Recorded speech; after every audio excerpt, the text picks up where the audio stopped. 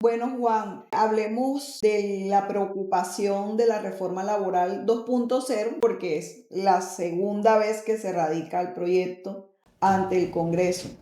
Pero desde las MIPYME nos preguntamos si realmente es un cambio necesario para el bienestar de los trabajadores y que estamos de acuerdo, los trabajadores deben cada día tener mejores oportunidades y condiciones, pero estamos olvidando algo muy importante y es los desafíos que tiene el mismo mercado laboral.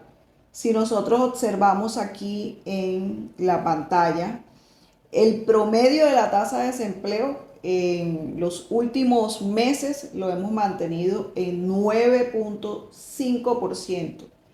Pero más allá es la informalidad del tejido empresarial que tenemos y del empleo que ese tejido empresarial genera porque nos ubicamos en un 56%. ¿Qué tanto ha variado ese 56% en los últimos años, Juan? Se ha mantenido estable, digamos que existe una tendencia. Hay meses donde la informalidad laboral puede descender hasta los 55 o hasta un 54%. Sin embargo, no ha reducido en los últimos 10 años por debajo del 54%.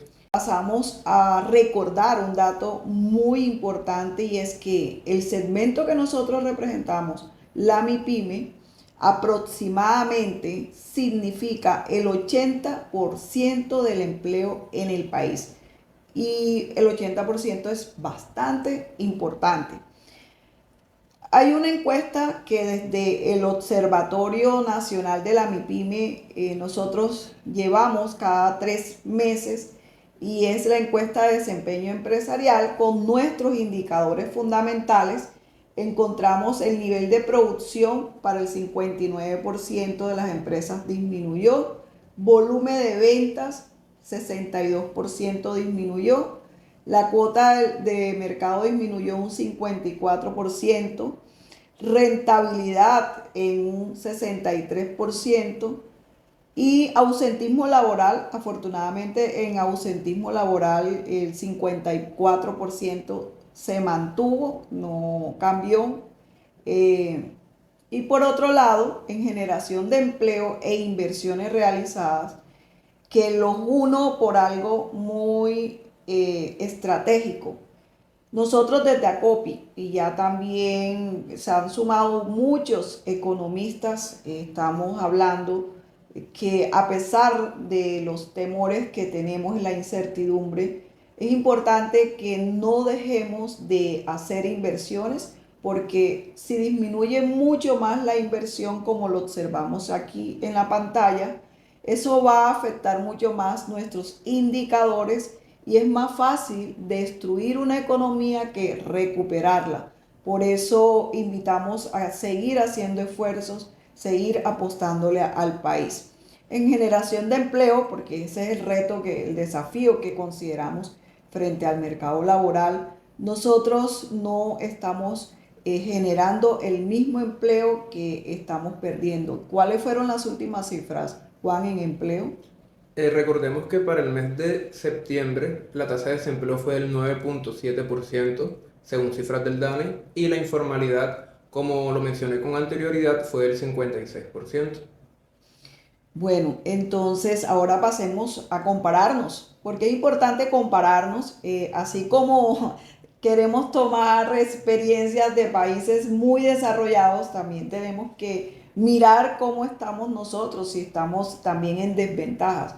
Y producción, ¿qué tanto aportamos nosotros como ciudadanos al desempeño de la economía? Y encontramos que el promedio de los países de la OCDE, cada ciudadano significa 67.5 dólares. En cambio, en Colombia representamos cada ciudadano prácticamente 20 dólares, en una gran diferencia. Y eso sin considerar un factor que puede estar incidiendo y es los días festivos. Los días festivos para este año se ubicaron en 18 días festivos. Algunos años puede ser 20, 22, dependiendo de unos festivos o fiestas nacionales, qué día de la semana caen. Si tomamos el dato de este año, 18 festivos, estamos hablando prácticamente que esos 18 días significan el 60% del valor de un salario mínimo al año. Es muy importante ese dato y no perdamos de vista. Ahora, cuando nosotros pasamos al mercado laboral, veamos las realidades, porque si estamos haciendo el esfuerzo, y lo ratifica más del 60% de los empresarios que consideran que sí es necesario una reforma laboral, pero parcial y considerando todas las realidades de nuestro país. Y dentro de esas realidades encontramos una población en edad de trabajar, prácticamente 40.191.000 personas, de las cuales ocupadas nos ubicamos en 23.4 millones de personas ocupadas, una población desocupada de 2.5 millones y una población fuera de la fuerza de trabajo, que es muy importante esa cifra, 14.2 millones. Y aquí no estamos mencionando que de estos 23.4 millones, solo 10.2 millones corresponden a una vinculación laboral formal. Eso significa prácticamente 12.8 millones de personas que tienen una vinculación de carácter informal. Ahora hablemos de algo que para cualquier empresa es importante y se llaman los costos. Una empresa no puede tener un buen desempeño si no tiene las condiciones de ingreso apropiadas para poder suplir los costos que cualquier estructura representa. Y en este caso, solo estamos hablando del costo del empleo formal.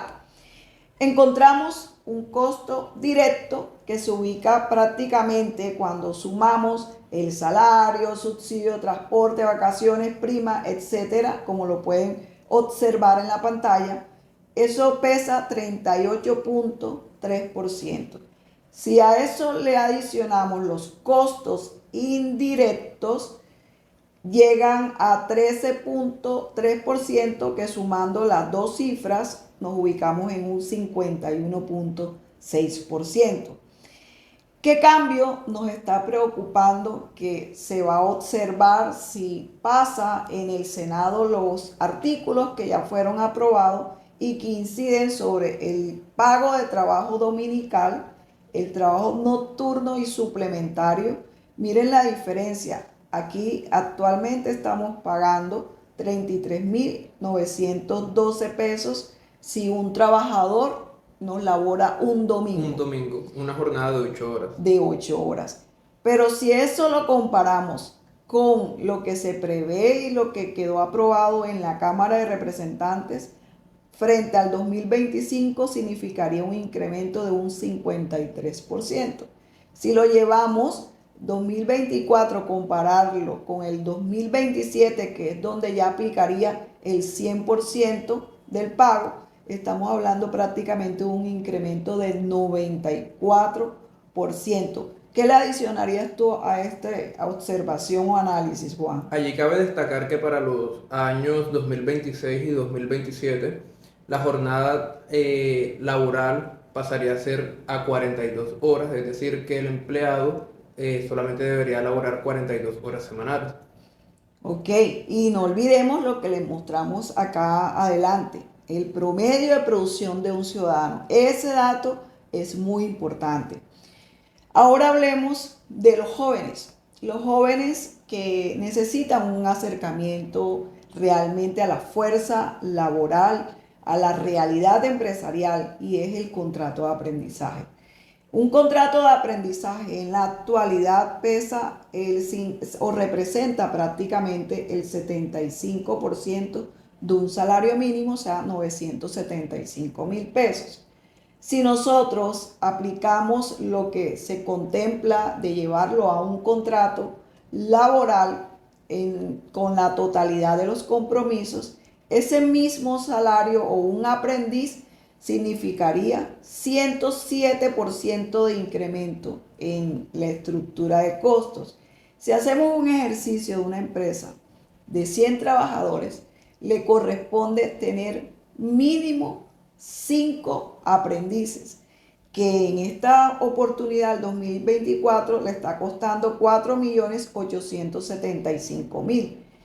Quiere decir que con el aumento que se proyecta, prácticamente estas personas tendrían un incremento en su pago o en la estructura de costo a 107%, pero si lo vemos en recursos, la diferencia de 4.875.000 hasta 12.120.972, estaríamos hablando prácticamente de 7.245.972 pesos adicionales. Y aquí solamente estamos hablando prácticamente de una empresa con 100 trabajadores que le corresponde 5 aprendices. Ahora bien, cuando hablamos de contrato de aprendiz, tenemos que también hablar de la monetización. ¿Por qué sucede la monetización, Juan? La monetización ocurre cuando un empresario decide no contratar o no hacer uso del contrato de aprendizaje, sino que preferiría, por así decirlo, pagar la multa por la no contratación de ese aprendiz. Es decir, que actualmente la ley nos menciona que esta tarifa por el no cumplimiento de la ley sería de un salario mínimo, es decir, 1.300.000. Pero con la reforma laboral menciona que este incrementaría hasta 1.8 salarios mínimos, es decir, llegando a subir a 2.340.000, haciendo que el incremento sea del 80% sobre un salario mínimo. O sea que si nosotros miramos monetización con un incremento del 80%, o lo miramos con un contrato que están pretendiendo llevarlo a contrato laboral, 107% de incremento, sigue siendo más económico la monetización. Pero aquí no hay que hablar solamente del económico o no. Aquí hay que hablar de algo muy importante, y es esto. El 2023, Colombia contó con 368.754 aprendices. Cuando nosotros hablamos de aprendices, estamos hablando de personas jóvenes, hombres, mujeres que necesitan un acercamiento al sector real. En ese sentido, estaríamos hablando de una población muy importante que no tendría la oportunidad de vincularse al mundo laboral como hoy viene sucediendo. Muchos de nuestros aprendices quedan vinculados y trabajando con las empresas. Limita también o crea una barrera para algo que es el objetivo prácticamente del contrato de aprendiz, y es complementar la formación que se adquiere en el SENA, complementarlo con expertos de los diferentes sectores productivos que el SENA no alcanza a formar, porque el SENA no tiene toda la infraestructura que tienen montada las diferentes empresas. Bueno, ahí creo que hay un gran sentido de responsabilidad de nuestros congresistas, y no dejar pasar estos artículos que van a arriesgar la oportunidad de generación de empleo. Pero bueno, hablemos también de nuestras hermosas mujeres que adquieren el gran reto de traer un bebé al mundo, una nueva vida, y que hoy estamos hablando de algo que, si bien es cierto, es importante por la experiencia de la paternidad, también es cierto que tenemos que compararnos. La licencia de paternidad hoy está en Colombia en 14 días, o sea, 2 semanas. Si miramos en este mapa, en la pantalla, Ecuador solamente tiene 12 días, Chile 5 días, Costa Rica 3 días, y no, pues miremos a Panamá, que es un país que está teniendo muy buen desempeño, y Panamá se ubica en 3 días. ¿Qué pasa con la propuesta? Pretendieron llevarla a 8 semanas, o sea, estarían incrementándose 6, pero ya el último que aprobaron están hablando de 6 semanas y no de 8. ¿Qué pasa con esas 6 semanas? Eso tiene una incidencia prácticamente fiscal y lo podemos observar en la pantalla. Una licencia tanto de maternidad como paternidad lo paga el sistema de salud. Hoy tenemos un sistema de salud que está teniendo muchos inconvenientes y hablar de 4 semanas adicionales a las 2 actuales prácticamente es, según datos del Ministerio de Hacienda, de hablar de 24.000 millones de pesos adicionales sobre las licencias que se tienen proyectadas. Entonces, ¿de qué estamos hablando? ¿O es que eso también lo vamos a contemplar en el proyecto de ley de reforma fiscal? Creo que el país no tiene la capacidad ni el tejido empresarial de suplir un hueco tan importante. Si nosotros observamos entonces algunas implicaciones por el incremento de los costos no salariales en las MIPYMES, aquí nosotros relacionamos 4 implicaciones.